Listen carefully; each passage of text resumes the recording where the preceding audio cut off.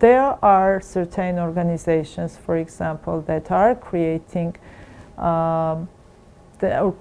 destabilisation, for example, in political life of Georgia. And they are backing very often non-constitutional ways of change of government in Georgia.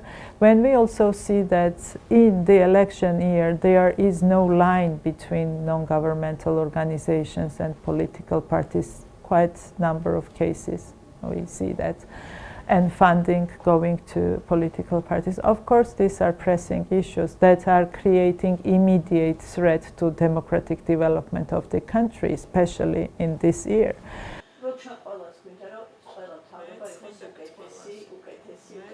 I do believe that if there is proper understanding of the objective of this law, nobody would prove why transparency can go against European integration. And that's what I expect from our partners also, to have better understanding of the necessity of this legislation for Georgia and why Georgia needs it.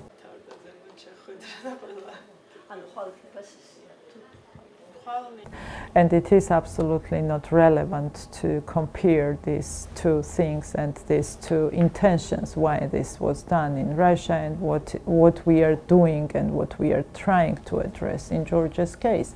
So this is absolutely, I would say, not relevant comparison, first of all, and not fair. What we are talking about, Georgia is a democratic country and just gained candidate status for EU membership, which was based on very strong commitment of Georgia.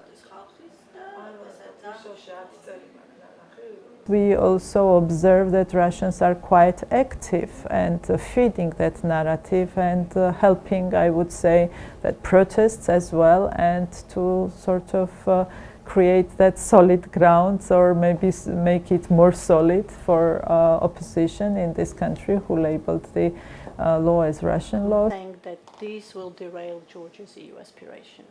This law is not in line. Regarding personal sanctions, or it's ridiculous. What I can say is ridiculous when somebody is saying that in a democratic country, member of parliament for voting for something can be sanctioned.